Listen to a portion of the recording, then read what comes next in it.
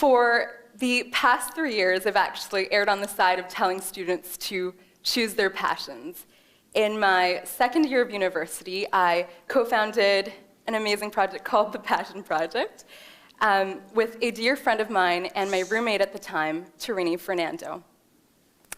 And Tarini and I had these two big frustrations. It was the middle of December 2009, and if you're a student, you know this is a very bleak time. It's the middle of exams. And we just got to talking one night. We had these two big frustrations. We had, on the one hand, this frustration that we weren't doing what we loved anymore because we were too busy studying, and we saw our fellow students in the same predicament. And on the other hand, all of these students wanted to make a difference in their communities, but they didn't necessarily know how. And we were wrestling with these two questions of how do we do more of what we love and how do we make a big difference in our community?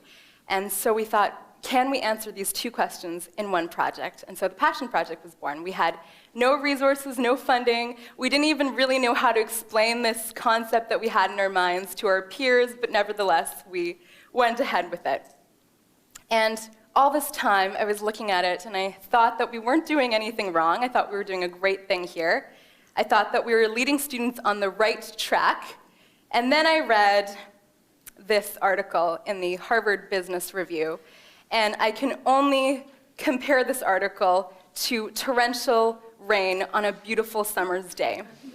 It was the type of article that I needed to take deep breaths while reading. It was the type of article that I needed to put down and go for a long walk and then come back to.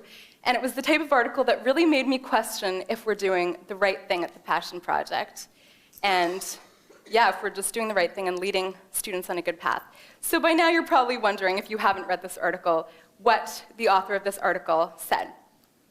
Cal Newport, a professor who wrote this article, he said three main things.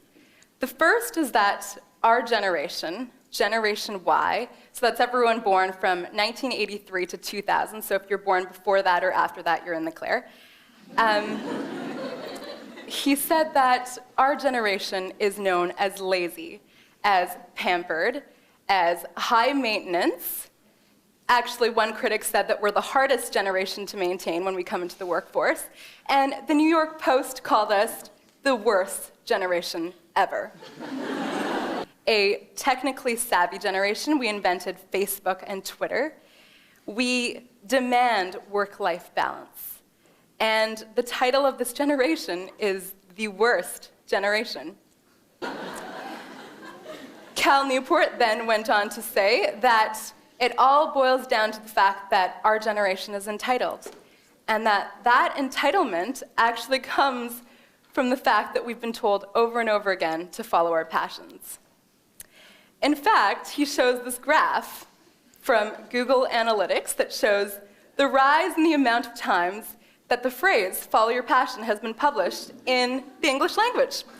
And as you can see, there's a dramatic increase in the years when Generation Y, our generation, was in our childhood years, when we were young and impressionable and didn't know any better and took this advice.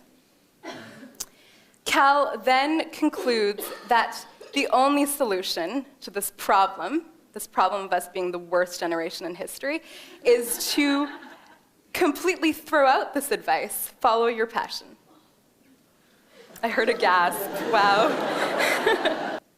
But where I completely refused to accept Cal Newport's article was where he says the only solution is to throw out this advice.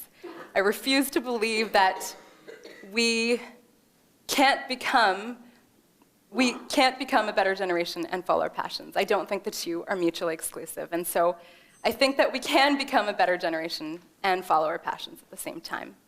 But maybe we just have to remember a couple things along the way while we're following our passions. So the first is we can follow our passions, but remember to work hard. Where generations before us grew up in times of war and depression, I would argue that our generation has probably grown up in a much easier time. And so for me, myself personally, I don't know if I really know the meaning of hard work. We can follow our passions but not expect it to necessarily be our job. I went to this talk from this furniture designer named Martha Sturdy in Vancouver, and she designs amazing furniture and art, and I went to her talk expecting her to talk about her work, but instead she spent the entire talk talking about horses, which was her true passion. And it just made me realize that here's this woman who's incredibly passionate, but it wasn't necessarily her work. We can follow our passions even if we don't necessarily know what it is yet. Julia Child, this legendary woman who is known for bringing French cuisine to America, she didn't know that she loved to cook. She didn't even know how to cook until well into her mid-40s. And we can follow our passions, but we have to remember that passion is a privilege. About a year ago, Tarini Fernando, the other co-founder of the Passion Project, she wrote a blog post about how passion is a privilege, and it's something that I've taken with me all of this time. This is a photo from one of our latest events. So many of us can only follow our passions because maybe our parents worked really hard and gave us opportunities that they themselves never had. And so we can follow our passions with gratitude. The biggest lesson I learned didn't come from any of my role models. It actually came from looking at our Passion Project framework. This Venn diagram was designed by a woman named Jackie Chong. She's an amazing designer. And she designed this diagram for us just to explain better to people what we do at the Passion Project. And the biggest lesson I've learned about following our passions is that it doesn't mean anything to follow our passions if it isn't in the service of others. And so we need to spend just as much time discovering what our passions are as we do understanding the needs in which the communities that we live in. And that's where the true potential lies. There's a quote by a theologian named Friedrich Buhner who said that your vocation is where your passion meets the world's greatest need. Your vocation is where your passion meets the world's greatest need. I like to think of it as simple economics, where your passion is the supply and the world's greatest need is the demand. And we need to find that sweet spot, that intersection between the two. It's not about choosing our passions or choosing to not follow our passions. It's really about marrying our passions to a greater purpose in the communities that we live in. And who am I to be giving this advice to you when I haven't even made a dent in what I'm supposed to do when I graduate? That quote about how our greatest fear is not that we're inadequate, but that we're powerful beyond measure. And then he goes on to say, who are you not to be? Who are you not to be bold and beautiful? And so I turn this question back to you.